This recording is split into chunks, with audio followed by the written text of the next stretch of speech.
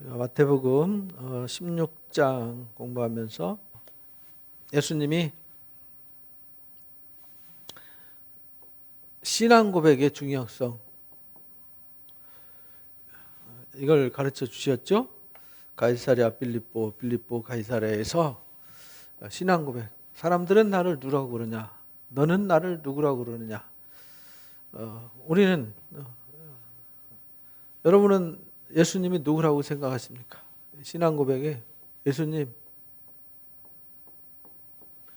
누굽니까?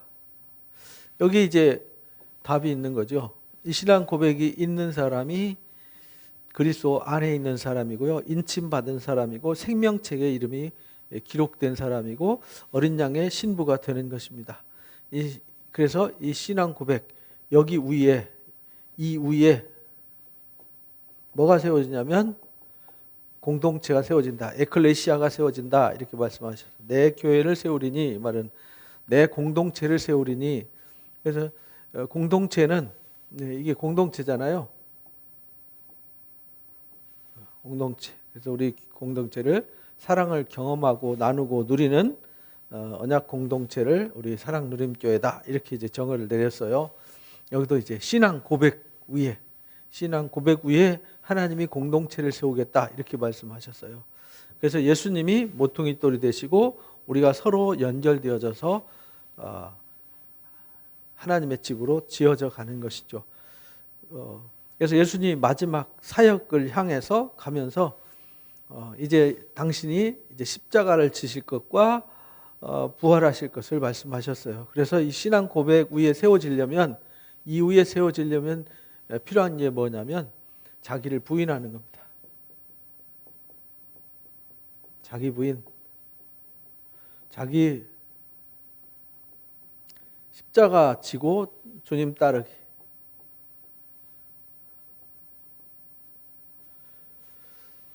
내 생각, 내 의지로는 안 된다. 베드로가 주님 절대 그렇게 안 됩니다 할 때 예수님이 사탄아 물러가라, 이렇게 말씀하셨어요. 잘못하면 자기 부인 안 하는 사람은, 자기가 너무 강한 사람은요, 사탄이가 될 수 있어요. 그래서 신앙은 자기가 강하면 안 돼요. 요즘 이렇게 보면서 기독교인들이 개성이 너무 강하다, 자기 부인을 안 하고 있는 거죠.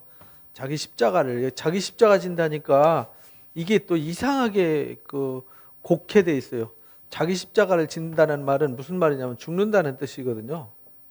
십자가 지면 죽지 않습니까? 십자가 지는데 막 무거운 짐 지고 힘들어하는 거, 그건 십자가가 아니에요. 남편이 속세이고 자식이 속세이고 아내가 속세이고 뭐 직장 상사가 속세이고 뭐 직원들이 속색인다고 해서 내가 저 십자가 지고 가야 되나, 그건 십자가가 아닙니다. 그런 십자가는 무의미한 십자가죠. 그건 십자가가 아니에요. 성경에서 말하는 십자가는 못 박혀서 죽는 것이 십자가예요. 예수님이 십자가에 못 박혀서 죽어서 십자가가 유명해진 거지, 예수님이 십자가에 못 박혀 죽지 않았으면 그 십자가는 나무 사형틀에 불과하잖아요. 그러니까 근데 예수님의 사형틀이 세 가지 종류였어요. T자가 있고 열십자가 있고 X자가 있었어요. 만약에 예수님이 여기에 매달리셨으면, T자에 매달리셨으면은 교회 종탑에 T자가 매여 있겠죠. 십자가의 은총이 아니라 T 은총이라고 그러겠죠. 만약에 X에 매달렸으면 X를 믿어라, X의 보혈의 능력, 이렇게 말했겠죠. 근데 예수님이 여기 죄패가 여기 붙었잖아요. 여기. 그래서 예수님이 여기서 이렇게 매달려 죽으셨기 때문에 십자가를 강조하는 거죠. 십자가, 이건 사형틀이란 말이에요. 사형틀. 이게 이제 기독교인들이 기본 본질이 안 돼 있어요. 기본 개념 정의가 중요한 거죠. 십자가는 무조건 죽는 겁니다. 그래서 예수님의 십자가를 바라보는 건 예수님이 나를 위해서 죽으셨기 때문에 십자가를 바라보고 주제를 잃어버리지 말라는 거죠. 그래서 베드로한테 그렇게 말해요. 내가 절대 주님 그렇게 안 되게 할 겁니다. 그건 네 생각이잖아. 그건 사탄의 생각이야. 네가 하나님의 뜻을 가로막는 거야. 나는 십자가를 지고 내가 죽어야 돼. 그러니까 너도 나 따라오려면은 자기를 부인하고 자기가 죽어야 돼. 이것이 이제 예수님이 가르친 가르침이잖아요. 자기를 부인하고 자기 십자가 지고 나를 따라야 된다. 누구든지 자기 목숨을 얻고자 하면 잃을 것이고 잃고자 하면은 얻게 될 것이다 라는 것이 키워드란 말이에요. 이거 굉장히 신앙 고백과요. 이거 중요한 거예요. 근데 기독교인들이 아무도 안 죽어요. 절대 안 죽더라고요. 싸우면서도 끝까지 박박 자기만 우기고 겸손하지도 않고요. 낮아지지도 않아요. 죽는다는 얘기는 낮아진다는 얘기잖아요. 가장 낮아지는 거죠. 왜냐하면 이건 저주의 십자가는 저주라니까요. 십자가는 이게 나무 사형틀이잖아요. 이거는요 사형틀이에요. 이게 저주라고요. 저주. 그러니까 뭐가 저주냐면 내 마음속에 있는 악한 생각들이 저주란 말이에요. 내 마음속에 미움이 저주잖아요. 내 마음속에 이 탐욕이 이게 저주란 말이에요. 왜? 그 탐욕이 나를 사망의 늪으로 빠져서 영원히 심판받아서 영원히 불못에 이르게 하니까 세상에 끔찍한 저주 아닙니까? 그러니까 우리가 날마다 죽어야 되는 거죠. 그러니까 자기를 신앙 고백이라는 것은요, 예수님이 나를 위해서 죽으셨습니다. 예수님이 나의 구주십니다. 그래서 이제 저는 더 이상 옛사람은 죽어서 없습니다. 오직 주님만이 내 안에 계십니다. 이게 신앙 고백이잖아요. 그래서 내 뜻대로 살지 않겠습니다. 주의 뜻대로 살겠습니다. 이게 신앙 고백인데 요즘 기독교인들이 이게 없어요. 도대체 뭘 믿는지 모르겠어요. 천국 가면 상급 받고 봉사 많이 해서 상급 받고 그거 다 거짓말입니다. 그런 성경에 그런 거 가르친 적 하나도 없어요. 우리에게 주신 것은 이 신앙 고백입니다. 신앙 고백과 이거를 자기 부인하는 겁니다. 하나님 나라 가면 무슨 상급이 따로 없어요. 하나님 나라 자체가 상급이지, 하나님 나라 영광을 상속하는 상속 자체가 복이지, 거기에 또 다른 복이 이 세상에서 우리가 보는 복을 하늘나라의 복으로까지 연장시켜서 그거 다 가짜입니다. 그걸 기복신앙이라고 그래요. 무속신앙에서 나오고 도교나 이런 이 토속신앙에서 나온 기복신앙으로는요 하나님 앞에 절대 설 수가 없어요. 그러니까 우리가 성경을 똑바로 배워야죠. 그래서 17장에 이렇게 이제 하고 엿새 후에 예수님이 베드로와 야고보와 요한 형제를 데리고요 따로 높은 산에 올라가셨어요. 베드로, 야고보, 요한. 항상 예수님이 어디 가실 때 베드로, 야고보, 요한 이 세 사람을 꼭 데리고 다녔어요. 근데 야고보는 사도행전 12장에서 일찍 순교를 했고요. 베드로는 정말 마지막까지 십자가 거꾸로 지면서까지 큰 사역을 했고요. 요한 사도는 1세기 말까지, 다른 사도들은 보통 70년대, 60년대, 70년대에 다 순교를 했거든요. 제일 먼저 순교한 건 44년에 야고보가 순교한 거고요. 요한은 1세기 말까지 살았어요. 다른 사도들보다 보통 3, 40년 이상을 더 산 거죠. 그만큼 주님을 사랑했고 주님에 대한 증거가 많은 사람이죠. 그래서 요한 사도가 쓴 요한복음을 보면 조금 차원이 달라요. 좀 더 깊죠. 좀 더 넓고.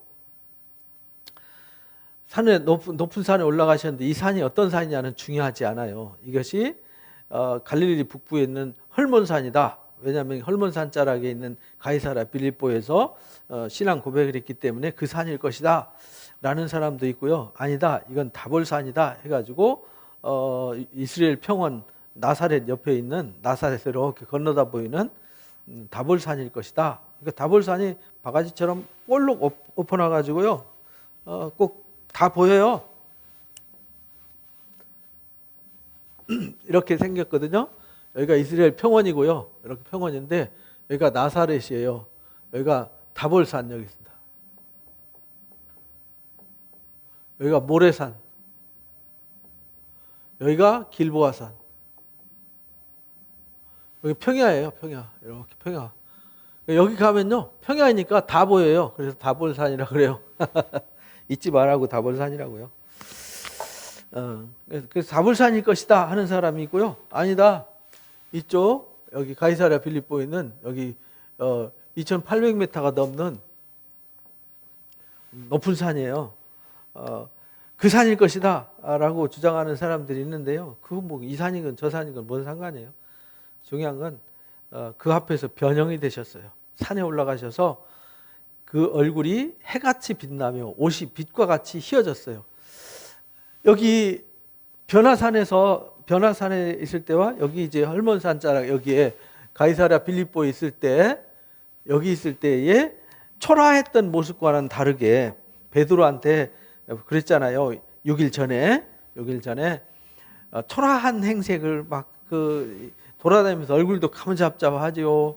또 키도 조그만하지요. 잘생기지도 못하셨죠. 옷도 남루하지요. 근데 거기 화려한 옷 입고 화려한 디자인을 하고 막 화려한 신전에서 아주 거룩하고 엄숙한 복장 입고 이렇게 있던 제사장들이나 귀족들 모습 보다가 예수님 모습 보니까 너무 초라하잖아요. 그래서 이 변화산에 올라가셔서 이제 십자가 지실 것을 신앙 고백과 함께 말씀하시면서 이제 내가 간다, 십자가 진다. 근데 십자가 지는 게 끝이 아니야. 이런 영광이 있어라는 걸 미리 보여주신 거예요. 그래서 변형되셔서 얼굴이 해같이 빛나며 옷이 빛같이 휘어졌더라. 그때 모세와 엘리야가 예수님과 더불어 말하고 있더라. 이걸 보여주셨어요. 이게 뭐냐면 부활하신 예수님의 모습을 잠깐 베드로, 야고보, 요한에게 보여주신 거예요. 그러니까 우리가 부활의 때에는 이런 몸으로 부활되는 거예요. 예수님의 초라한 모습 그게 아니라 빛난 세마포 옷을 입은 거죠. 빛난 얼굴이 앞에서 변형이 되셨어요. 그래서 변화된 모습. 그래서 사도 바울이 고린도전서 15장에서 일곱째 나팔 불려질 때 호련히 순식간에 변화돼서 우리가 썩을 것이 썩지 아니할 몸으로 다시 살아난다. 이 불가불 썩을 몸이 썩지 아니할 것을 유업으로 얻지 못한다라는 걸 가르쳐 주셨잖아요. 그래서 해같이 빛나고요. 해같이 빛났다는 건 눈부셔서 못 본다는 얘기잖아요. 빛과 같이 휘어졌더라. 그때 모세 엘리야가 더불어 말하는 걸 봤어요. 베드로가 너무 놀라가지고요. 항상 어떤 사건이 등장하면 베드로가 꼭 등장하죠. 말을 많이 하는 건요. 실수도 많이 하지만 사실은 베드로가 질문하고 베드로가 말을 많이 했기 때문에 우리가 많이 배우는 거예요. 그러니까 뭐 궁금한 거나 뭐 있으면 좀 내가 잘못 알고 있고 실수를 하더라도요. 말을 해야 돼요. 이것도 베드로가 나서서 사탄아 물러가라 예수님 말씀하시지 않았으면 우리가 하나님 편에 선 건지 사탄의 편에 섰는 건지 모르잖아요. 예수님이 자기를 부인하고 자기 십자가 지라는 말도 안 가르쳐 주셨을 텐데 베드로가 돌출발을 하는 바람에 가르쳐 주셨어요. 여기 베드로가 여쭈어 이르되 주여 우리가 여기 있는 것이 좋습니다. 베드로가 황당한 얘기를 하지만 이런 얘기를 베드로가 했기 때문에 우리가 배우는 거예요. 만일 주께서 원하시면 내가 여기서 초막셋을 짓고 싶습니다. 하나는 주님을 위해서, 하나는 모세를 위해서, 하나는 엘리야를 위해서. 이게 이제 모세, 엘리야, 예수님 이제 예수님 좌우편에 있는 선지자의 상징이 이제 엘리야와 모세잖아요. 그렇게 말할 때 호련히 빛난 구름이 그들을 덮었더라. 구름 속에 소리가 나서 이르되 이는 내 사랑하는 아들이요 내 기뻐하는 자다. 요 체험 얘기를 베드로 후서 1장에서 그대로 쓰잖아요. 우리가 너희들한테 이 신성한 성품에 참여해서 너희가 그 나라에 합당한 자가 돼야 된다. 그 나라에 넉넉히 이룰 수 있는 자가 자로 준비돼야 된다라는 것을 신의 성품에 참여해야 된다 이렇게 가르쳐 줬잖아요. 그러면서 우리가 이렇게 가르쳐 주는 거는 어디서 누구한테 주워 들은 얘기도 아니고 만들어낸 얘기도 아니야. 우리가 거룩한 산에 올라가서 친히 우리 주님의 변화된 모습을 봤다. 그리고 하늘에서 듣는 음성을 들었다. 이는 내 사랑하는 아들이요 기뻐하는 자라고 했다. 그러면서 이거 외에도 우리에게 예언의 말씀이 있지 않냐라는 것을 가르쳐 준 것이 베드로 후서 1장 이야기예요. 그래서 내 사랑하는 아들이요 기뻐하는 자라 하니 너희는 그의 말을 들어라 이렇게 말씀하셨어요. 그러니까 그의 말이 뭐냐면 말씀이잖아요. 그래서 우리가요 성경 계속 배우면서 배우는 게 뭐냐면 하나님의 말씀을 부지런히 들으라는 거예요. 창세기부터 계시록까지 하나님의 말씀을 일일이 세세하게 가르치면은 일주일에 한 번 가르치면요. 일주일에 1시간씩 가르치면은 한 10년 이상 걸려요. 10년, 15년? 그럼 우리 평생 두세 번 들으면 하나님 나라 가는 거죠. 지금 우리 나이에는 한 두 번 들으면 하나님 나라 가는 거죠. 그러니까 지금 우리가 말씀 가르쳐 줄 때 부지런히 잘 들어야지 아무 때나 이 말씀을 들을 수 있는 게 아니잖아요. 한 번 지나가면, 마태복음 지나가면 다음에 마태복음 언제 할지 몰라요. 그죠? 그러니까 마태복음도 잘 들어야죠. 그래서 들으라 이랬어요. 들으라. 그래서 신명기 6장 4절에서 들으라 이스라엘아. 그러니까 성경 얘기는 뭐냐면 들으라예요. 그래서 로마서 10장 17절에 믿음은 들음에서 난다 이렇게 말하는 거예요.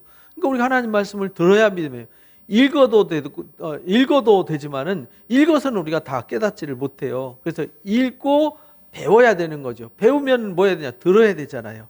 그래서 읽고 배우고 행하고 이렇게 돼야 되는 거죠. 들을지어다 아니라 제자들이 듣고 엎드려 심히 두려웠더라. 얼마나 놀랬겠어요. 그냥 자기들과 똑같이 다닐 때는 자기보다 조금 괜찮은 선생님 정도로 생각하고 그냥 뒤에 딸랑딸랑 따라다니고 뭐 놀라운 능력 나타나면 어깨 울줄해가지고 아 우리 선생님다 이런 사람들이야 라고 폼잡고 다녔는데 그 변화산에서 놀랍게 위험 가운데 변화된 모습과 그렇게 본인들이 좋아하고 사모하던 모세와 엘리야가 있는데 모세와 엘리야하고는 이 게임이 안 되는 분이 그 가운데 서 계시잖아요. 왜냐하면 이들은 유대인들은 선지자 그럼 모세, 엘리야 이거밖에 몰랐는데 그 모세, 엘리야보다 더 크신 분이 그 앞에 있는 거 봤으니 얼마나 놀랬겠어요. 그죠? 엎드려서 심히 두려워했더라. 그러니까 우리가요 신적 위험과 권세를 느끼면요 두려워요. 지금 주님 뵈면 좋지요. 주님 못 뵈요. 우리 지금 상태로는 그 앞에 두렵고 떨려서 서지도 못해요. 왜냐하면 준비가 안 돼서. 예수께서 나와 그들에게 손을 대시며 이르시되 일어나라 두려워하지 말라. 일어나 두려워하지 마 하고 흔들어 깨웠는데 눈을 뜨고 보니까 예수님 외에는 아무도 없어요. 금방 모세, 엘리야 다 가버리고 예수님이 좀 전에 봤던 모습이 아닌 그동안 같이 다녔던 그 모습으로 도로 돌아와 있어요. 그들이 산에서 내려올 때 예수님이 명령하세요. 인자가 죽은 자 가운데서 살아나기 전에는 본 것을 말하면 안 돼. 이렇게 말해요. 너 지금 본 거 인자가 죽었다가 십자가에 못 박혀서 죽었다가 다시 살아나서 너희가 성령 받기 전에는 이거 얘기하면 안 돼. 그래서요 제자들의 권한이 언제부터 위임이 되냐면 십자가에 못 박혀 죽으시고 부활하신 후에 승천하시고 그들에게 성령이 임했을 때는 그들이 땅끝까지 이르러 복음을 전할 수 있도록 능력을 부어주신 것이죠. 그래서 그 성령이 예수님이 말씀하신 것을 알게 하고 생각나게 해서 그때 예수님이 이 말씀하셨구나. 그래서 그걸 쓴 것이 지금 복음서잖아요. 그죠? 제자들이 물어 이르되 그러면 어찌해서 서기관들이 엘리야가 먼저 와야 한다고 합니까? 제자들이 이제 궁금한 게 너무 많은 거예요. 우리도 궁금한 게 너무 많잖아요. 마지막 하나님 역사에 대해서. 그래서 어떻게 된 겁니까? 성경에 왜 말라기서에는 엘리야가 먼저 와야 된다고 했습니까? 이렇게 말하니까 예수께서 이르시되 엘리야가 과연 먼저 와서 모든 일을 회복할 거야. 내가 너에게 말하노니 엘리야가 이미 왔으되 사람들이 알지 못했어. 그래서 임의로 대화한 거야. 인자도 이와 같이 그들에게 고난을 받을 거야. 그래서 이 엘리야가 누구였냐면 세례 요한이었어요. 그래서 그제서야 제자들이 예수님이 말씀하신 것이 세례 요한인 줄을 깨달으니라. 세례 요한이 오리라 한 엘리야였구나. 그래서 엘리야처럼 가죽 털옷을 입고 메뚜기와 석청을 먹고 이 엘리야도 그랬잖아요. 가죽 털옷을 입고. 그죠? 그래서 사람들이 임의로 대우를 해서 예수님이 십자가 못 박히시기 전에 세례 요한이 예수님이 오실 길을 예비하기 위해서 등장했던 것이죠. 예수님 초림 예수님을 오시는 길 세례를 통해서 드러내 주셨죠. 그들이 무리에게 이르되 한 사람이 예수께 와서 꿇어 엎드려 이르되 이렇게 변화산에 올라가서요 엄청난 것을 보고 내려왔어요. 내려왔는데 보니까 거기에 어떤 한 사람이 쫓아와 가지고요 주여 내 아들을 불쌍히 여겨 주십시오. 그가 간질리로 심해 가지고 고생도 하고 자주 불에도 넘어지고 물에도 넘어집니다. 이게 뇌질환이 있는 사람은요 갑자기 길가에 가다가 우물가에 가다가 저 어렸을 때 동네 아저씨 한 분이 그랬어요. 뭐 이렇게 개울에 사람이 금방 서 있었는데 사람이 없어요. 그런데 손만 보여요. 손만 보이고 달달달달 떨고 있어서 뭐 하시지? 이러고 안 나오고 계속 있잖아요. 그래서 건져내가지고 살았어요. 그 깨울에 빠져가지고 막 이게 숨도 못 쉬고 막 떨고 있을 때 그때 안 건졌으면 물에 빠져서 돌아가셨죠. 왜냐하면 그만큼 위험했어요. 이 청년도 그랬어요. 그래서 내가 주의 제자들을 데리고 왔는데 능히 고치지 못하더이다.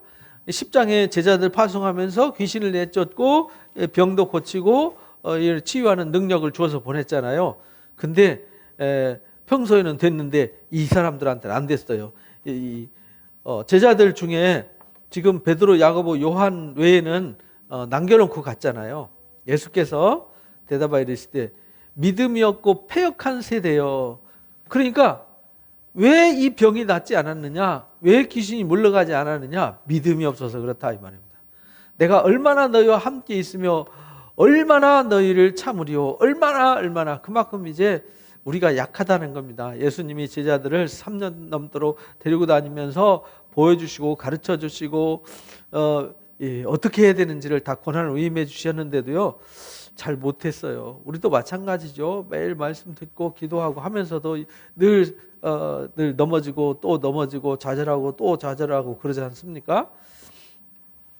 그를 이리로 데려오라 하니라. 예, 예수께서 꾸짖었더라. 그랬더니 귀신이 나갔어요. 그래서 귀신이, 마귀가 제일 무서워하고 귀신이 제일 무서워하는 존재가 누구냐면 예수님의 이름입니다.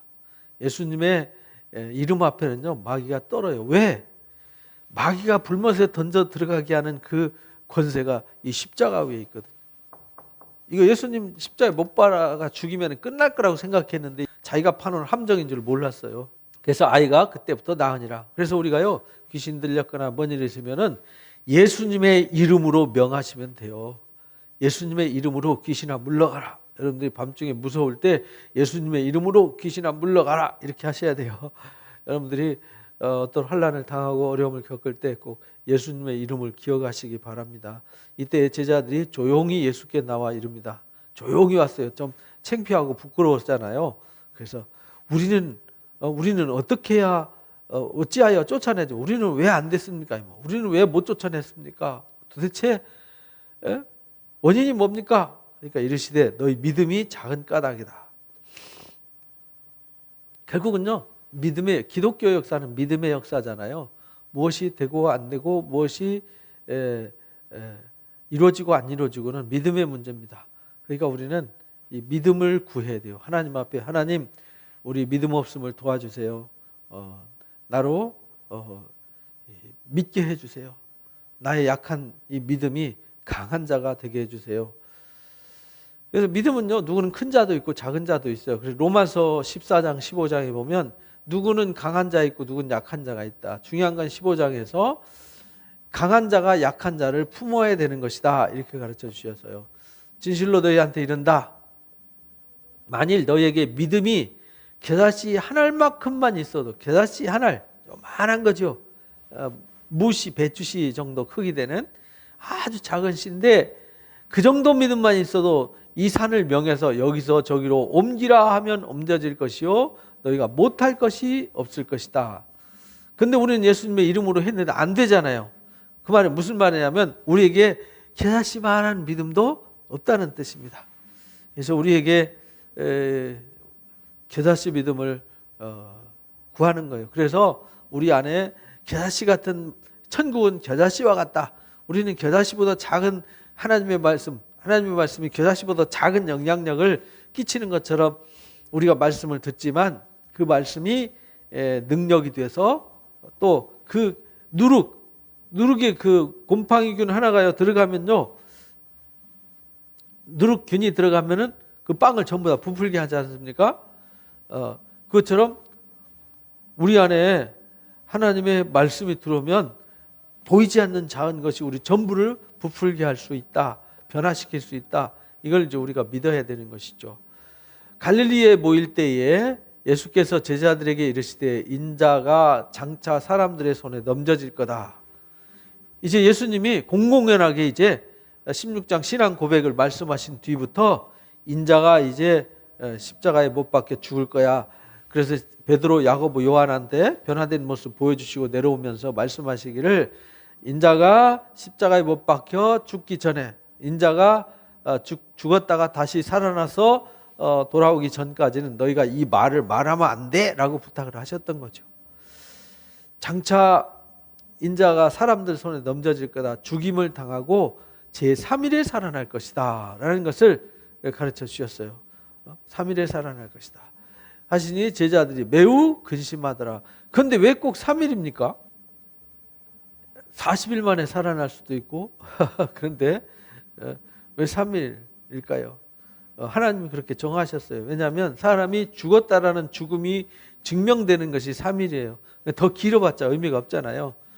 그래서 확실히 죽었다라는 것을 증명한 거죠. 3일 만에 살아났다는 얘기는 하나님이 그렇게 확실하게 죽고 죽음을 뚫고 일어나셨다라는 것을 보여주셨어요. 그래서 요나의 표적밖에는 보여질 것이 없다. 이렇게 제자들이 매우 근심하더라.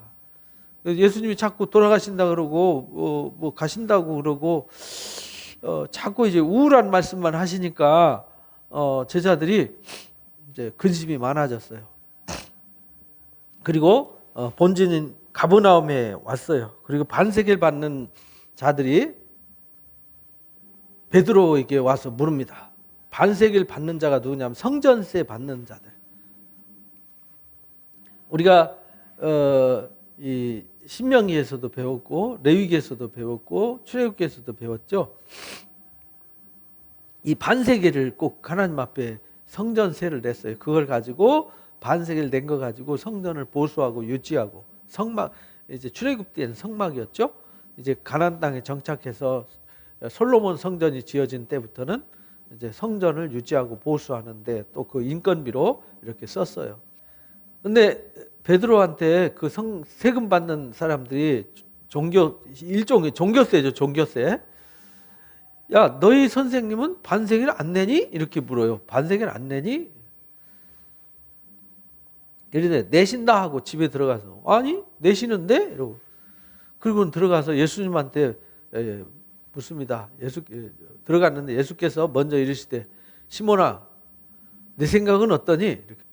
야 네가 생각하기에는 내가 세금 내는 게 맞아? 틀려? 물어보시는 거예요. 세상 임금이 누구에게 관세와 국세 받는 거 봤니? 야 왕이 세금 내는 거 봤니? 아니요. 왕자가 세금 내디? 아니요.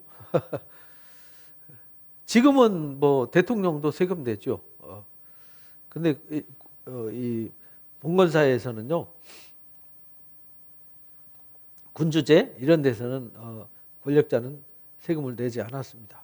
임금이 누구에게 관세와 국세를 받느냐? 자기 아들에게냐? 타인에게냐? 베드로가 이르되 타인한테 받지요. 그러니까 예수께서 이르시되 그렇다면 나는 안 내도 되네? 이렇게 말씀하셨어요. 아들들은 세를 면하리라. 그런데 아들들이라 그랬잖아요. 예수님만이 아니라 하나님의 아들 되는 사람들은 낼 필요가 없지. 이렇게 말씀하셨어요. 그러나 우리가 그들을 실족하게 하면 안 되기 때문에 바다에 가서 낚시를 던져서 오르는 고기 잡아가지고 거기서 입을 열면 한 세계를 얻을 것이니 가져다가 나와 너를 위해서 주라 이렇게 말씀하셨어요. 그래서 우리가 하나님의 것은 하나님 앞에 드려야 돼요. 왜? 오해가 없게 하기 위해서. 그 말은 고대나 지금이나 뭐 다 똑같죠. 우리가 하나님 백성이고 나그네 삶이기 때문에 세상에 해야 될 것도 있고 하지 말아야 될 것도 있지만 우리가 이 세상에 거하는 동안에는요 우리의 의무를 다해야 돼요. 그래서 교회가 세금 내야 됩니까? 안 내야 됩니까? 근데 교회는 세금 낼 수 없죠. 교회는 세상에도 비영리 법인은 세금을 안 내거든요. 근데 목사는 세금 내야 됩니까? 안 내야 됩니까? 목사를 근로자로 보는 거죠. 세상에서는 돈 버는 사람으로 보는 거예요. 그러니까 돈 버니까 세금 내라 이거예요. 근데 목사가 돈 벌기 위해서 목사하는 거 아니잖아요. 이 목사가 직업을 안 가지고 사역을 하는 것은 거기에만 집중하도록 하기 위해서 그런 거지. 직장 다 다니고 하면서 할 수 있죠. 그걸 이제 사도 바울이 자비랑 선교했다고 그걸 가지고 이제 많이 얘기를 해요. 근데 바울이 자비량으로 선교한 건 잠깐 동안만 한 거지 평생 동안 자비량으로 선교한 일 없어요. 그러니까 그 잘못 알고 있는 거죠. 성경에 자비량 선교한 사람이 이제 사도 바울 한 사람인데요. 사도 바울이 고린도 교회에서만 잠깐 자비량으로 했어요. 그리고 초창기에 유럽으로 선교 갔을 때, 이 안디옥에서 선교할 때는요, 거기서 이미 다 시스템이 갖춰져 있으니까 다 도와줬어요. 그리고 어디를 가든지 머무는 곳곳마다 회당이든지 믿는 사람들은 오시는 분들이 쉴 수 있도록 갈 때 여비를 주었어요. 그래서 여러분들이 잘 아는 요한 3서에 보면 나오잖아요. 요한 3서. 데메드리오와 디오드렙의 이야기를 들어가지고요. 전도자가 오면은 영접했어요. 그리고 머물 수 있도록 숙소를 마련해 주고요. 또 거기 머무는 동안에 먹고 사는 일 지장 없도록 했고요. 또 다른 여행지로 갈 때는 여행 경비를 다 지원을 해줬어요. 그것이 성경적 전통이죠. 근데 바울처럼 자비량으로 목회해야 된다. 아니요. 그거는 바울이 그 데살로니가 교회나 베레아 교회나 아테나 교회나 고린도 교회 선교할 때 혹시 돈 때문에 오해받을까 봐서 오해 안 받으려고 자비량으로 선교를 했던 거죠. 특별히 고린도전서에 그 얘기만 나오는 거예요. 왜? 다른 데는 회당이 있었기 때문에 그런 거 굳이 설명할 필요도 없었어요. 당연히 영접을 했고 당연히 접대를 했고 당연히 경비를 지원해 줬기 때문에. 그런데 고린도 교회는요, 이방 땅이잖아요. 이방 그 사람들이 많았어요. 그러다 보니까 그런 오해 안 받으려고 텐트 치는 기술 가지고 다니면서 사역을 했고, 이런 잠깐 동안 잠깐 교회 개척할 때만 그렇게 한 거죠. 저도 처음에 교회 개척할 때 자비량으로 이렇게 했어요. 지금 이제 두 번째, 세 번째 개척하는데 다른 데 교회 개척했을 때도 한 3, 4년을 자비량으로 선교를 했습니다. 왜냐하면 거기서는 내가 먹고 살기 위해서 마치 목회하는 것 같이 보이지 않으려고. 또 어느 정도 똑같죠. 그렇게 하는 것이지 이것이 원칙이다 그런 뜻은 아니라는 겁니다. 그래서 예수님이 오해받지 않도록 해라. 왜? 그들이 걸려 넘어지지 않게 하기 위해서, 실족하지 않도록 하기 위해서라고 단서를 달았습니다. 그래서 이제 17장에 예수님이 변화된 모습을 통해서 우리가 부활의 날에는 모세와 엘리야처럼, 모세 죽었잖아요. 엘리야는 뭐 죽음을 보지 않고 들림 받았죠. 근데 그나 예수님이나 똑같이 예수님 십자가에 못 박혀 죽으시잖아요. 다시 살아나셨죠.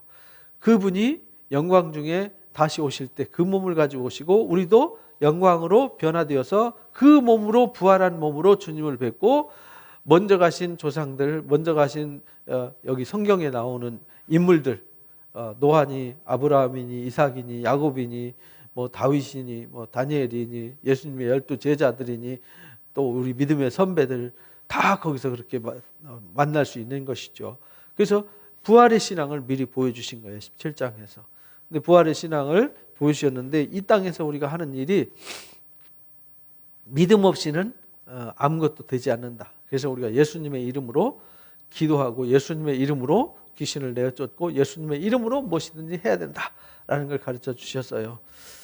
그리고 이제 18장으로 넘어가면서 천국에서는 누가 큽니까? 하는 문제를 가지고 나와요. 이제 마지막으로 이렇게 넘어가면서 이제 그런 문제가 다뤄지는 거예요. 그때 누가 큽니까? 우리는 누가 크죠? 목사가 크나요? 장로가 크나요? 아니면 권사가 크나요? 새가족이 크나요? 근데 마치 교회는 직분자 순서대로 이렇게 마치 무슨 계단식으로 된 것처럼 되는데 아니에요. 이건요, 세상 이야기죠. 세상 이야기고, 교회는 수평 내지는 목사나 장로나 권사나 집사들은 더 낮아지는 거예요. 그래서 새가족들을 사랑으로 섬겨주는 거죠. 약한 자들을 섬겨주는 거죠. 낮은 곳에서. 그래서 어린아이 데려다가 불러 세우시고요. 이르시되 진실로 너희한테 이른다. 너희가 돌이켜 어린아이와 같이 되지 않으면 결단코 천국에 들어갈 수 없다. 결단코라는 단어를 썼어요. 그러니까 우리가 누가 크냐 이거 해서 교만하고 오만하고 뭐 자기 권력과 자기 힘 자랑하는 사람들, 이건 다 가짜예요. 이런 사람, 군림하는 사람들은요, 그 속에 하나님이 없고 복음이 없는 사람들입니다. 여기 결단코라고 그랬잖아요. 어린아이, 그 당시에 어린아이는요, 사람 숫자에 치지 않았어요. 성인식을 해야만 회당에 들어가서 성경을 읽을 수 있었고 사람 숫자에 들어갈 수 있었어요. 그래서 성인식 하기 전에는 부모님의 권세 아래서 부모님이 법적 책임이 있었어요. 그래서 어린아이들은 수에 치지 않았기 때문에 사람들이 무시를 했거든요. 근데 하나님의 나라는 이렇게 사람들이 수에도 치지 않고 가치를 인정하지 않아도 되는 이런 작은 자, 이 낮아지는 자, 그가 하나님의 나라에 들어갈 수 있다. 그러므로 누구든지 어린아이같이 자기를 낮추는 자, 이렇게 정의를 내렸어요. 그가 천국에서 큰 자다. 누가 큰 자입니까? 자기를 낮추는 자가 어린아이처럼 나는 저기 숫자에도 들어가지 못해, 나는 저기에 끼일 수 있는 자격도 없어 라는 낮은 자세를 가진 사람, 이런 사람이 큰 자다. 근데 요즘 기독교인들 중에 그런 사람들 흔히 보기 좀 쉽지 않지요? 많지 않습니다. 그런 사람들이. 우리는 그런 사람이 되어야 한다라는 겁니다. 이걸 우리가 배웠고 알았으면, 우리가 천국에서 큰 자가 되려면 예수님처럼 낮아져야 되는구나. 빌립보서 2장 5절 말씀처럼 우리가 예수님의 마음을 본받아야 된다. 그는 하나님과 동등된 위치에 있었지만 동등됨으로 여기지 않고 낮아져서 종처럼 되셨고, 종처럼 됐다니까요. 종. 그리고 십자가에 죽기까지 복종했어요. 그래서 모든 이름을 예수님의 이름 앞에 무릎 꿇게 만드셨죠. 또 누구든지 내 이름으로 이런 어린아이 하나를 영접하면 곧 나를 영접하는 거다. 그러니까 남들이 무시하고 남들이 수에 치지도 않는 보잘것없는 사람이라 하더라도 그 사람을 소중하게 여기고 그를 정말 예수님이 그 한 사람을 우주보다 귀하게 여기잖아요. 그러니까 우리가 그렇게 귀하게 여겨야 된다는 거예요. 그러니까 교회 안에 뭐 좀 문제 있는 사람이 있을 수 있죠. 까다로운 사람이 있을 수 있죠. 그렇다고 해서 그 사람 무시하거나 나보다 못하다고 여기면 안 된다는 거예요. 그런 사람들을 주님을 영접하듯이 영접하는 것이 곧 나를 영접하는 거다. 이런 어린아이 하나, 보잘것없는 하찮은 사람, 하찮은 사람은 없죠. 남들이 하찮게 여기는 것 뿐이죠. 하찮게 여기는 그 사람을 정말 주님처럼 영접하면 나를 영접하는 거다. 누구든지 나를 믿는 이 작은 자 하나를 실족하게 하는 것은 차라리 연자 맷돌을 목에 매다는 거. 연자 맷돌이 이렇게 짐승이 맷돌을 이렇게 밀고 가는 거죠. 사람이나 짐승이 큰 맷돌을 빙빙 돌리는 맷돌을 연자 맷돌이라고 그래요. 그거 매달고 깊은 바다에 빠지면 못 나와요. 그냥 이 핸드 맷돌 이거 매달고 빠져도 못 나오는데, 그만큼 한 사람을 실족시킨다는 것이 얼마나 두려운지를 말하는 거죠. 그러니까 우리가 누구를 욕하거나 누구를 험담하거나 누구를 끌어내리거나 누구를 짓밟거나, 이건요 엄청난 살인죄에 해당하는 거예요. 살인죄. 그거를 요한 1서 3장에서는요 그건 살인에 해당한다, 이렇게 가르쳐 주셨어요. 무서운 거죠. 우리가요 남을 무시하고 욕하는 거, 남을 막 까내리는 거, 이걸 두려워해야 되는데요, 두려워하지 않아요. 그래서 한 사람을 실족하게 한다는 건요 정말 두려운 일이다.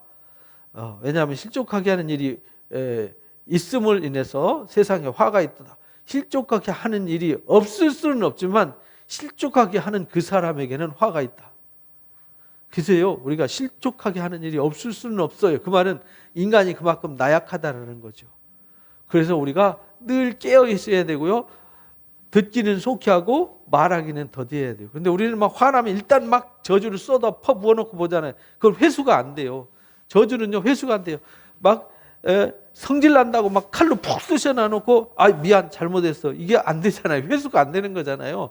말도 칼과 같단 말이죠. 말 칼을 막 입에서 막 칼날을 쏴서 독화살을 막 쏴가지고 상대방의 심장에 꼽아놔놓고 미안하다 잘못했어 없던 걸 하자, 이게 말이 안 되잖아요. 그래서 내 속에 이게 독화살이 나가느냐, 정말 이 속에서 그리스도의 향기가 나오느냐, 이거지 잘 생각하면서 살아야 된다라는 겁니다.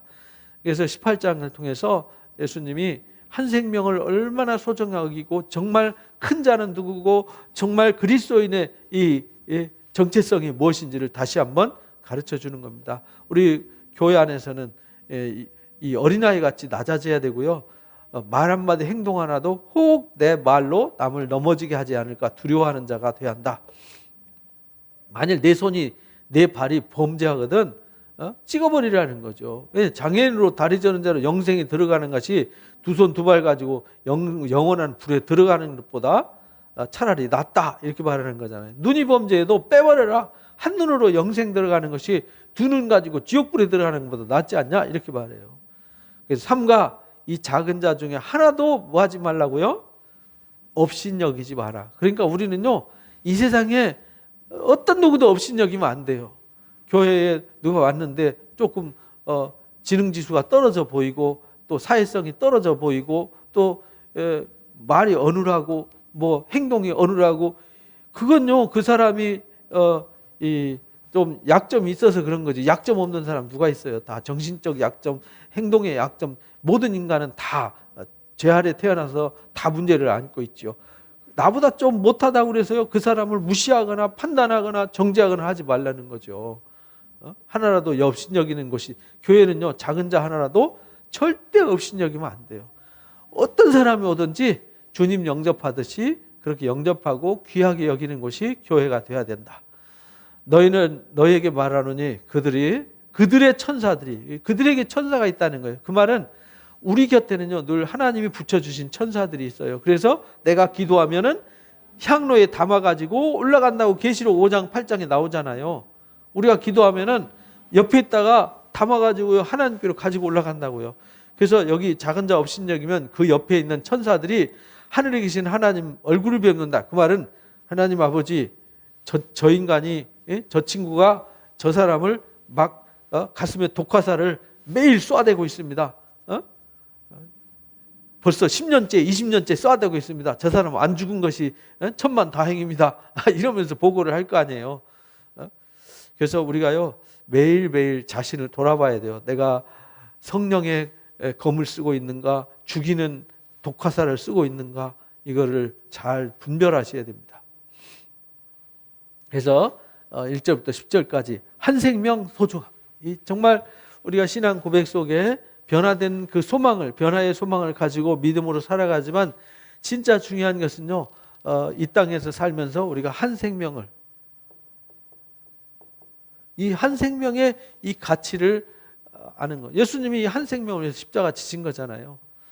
그래서 내 가슴 속에 내 삶 속에 정말 지극히 작은 자 하나도 주님처럼 섬기고 사랑할 수 있는 마음을 갖는 자세. 이 신앙이 정말 하나님의 나라에 넉넉히 이룰 수 있는 신의 성품에 참여하는 자다라는 것을 잊지 마시고요. 매일매일 그런 사랑의 사람으로 다듬어지시고 변화되어 주시기를 주님의 이름으로 축복합니다.